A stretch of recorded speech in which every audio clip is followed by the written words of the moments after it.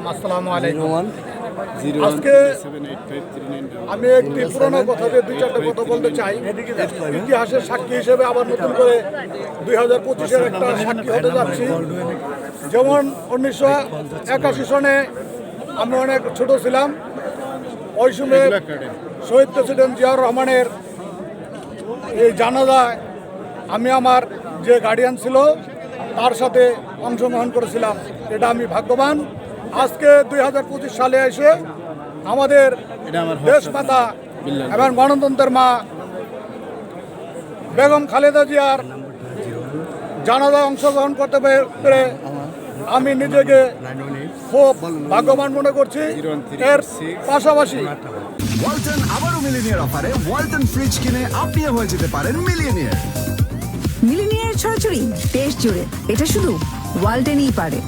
আমি আমার জামালপুর ডিস্ট্রিক্ট, আমি একজন বিএনপির কর্মী হিসেবে বলতে চাই যে গত 17 বছর আমাদের গণতন্ত্রের মা বেগম খালেদা জিয়ার নেতৃত্বে বাংলার প্রায় যদি 18 কোটি লোক থাকে এর ভিতরে 10 কোটি লোকই তার নেতৃত্বে এই স্বৈরাচারী বিরোধী আন্দোলন আমরা করতে গিয়ে রাজপথে আমাদের অনেক সহযোদ্ধা ভাইদেরকে হারিয়েছি, মামলার শিকার হয়েছি এবং আমাদের অনেক সহযোদ্ধারা আজকে গুম হয়েছেন।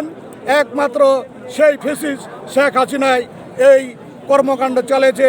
আমাদের দেশমাতা বেগম খালেদা জিয়াকে তার বারবার কারা নির্যাতন করেছে এবং জোর জুলুম করেছে। তাকে তিলে তিলে আমি মনে করি তাকে হত্যা করা হয়েছে। এই হত্যার বিচার একদিন এই শেখ হাসিনা পাবে ইনশাল্লাহ। আর সে দেখবে এই বাংলার 18 কোটি লোক আজকে সারা পৃথিবীর লোক দেখতেছে এই স্বৈরাচারী শেখ হাসিনা দেখতেছে। শেখ হাসিনা আপনি দেখে যান, আপনি আমাদের বাংলার মাতা বেগম খালেদা জিয়াকে যে নির্যাতন করেছেন, গণতন্ত্রের মাকে যে নির্যাতন করেছেন, এই নির্যাতনের শিকার আপনি একদিন অলরেডি হয়ে গেছেন। নতুন সেনোরা গাইনোকোলজিক্যাল সোসাইটি দ্বারা স্বীকৃত নিরাপদ ও সুগন্ধিমুক্ত স্যানিটারি ন্যাপকিন সেনোরা হবেন। আজকে তার জানাজা দেখেন লক্ষ কোটি জনতার ভিড়। আপনার জানাজা হয়তো আপনার বাবার মতো 7 জন লোক হবে না ইনশাল্লাহ। আমরা মনে করি বাংলাদেশের জনগণ আজকে দেখতে পারতেছে যে সারা পৃথিবী দেখতে পারতেছে যে আজকে দেখেন কত জনস্রোত বয়ে যাচ্ছে এই বেগম খালেদা জিয়ার। আমরা গত 17 বছর যে আমরা হামলা শিকার হয়েছি তার সাথে আজকে আমাদের যে নেতৃত্ব দিয়েছে সেই নেতৃত্বে আল্লাহ ডাকে সে সারা দিয়ে চলে গেছে।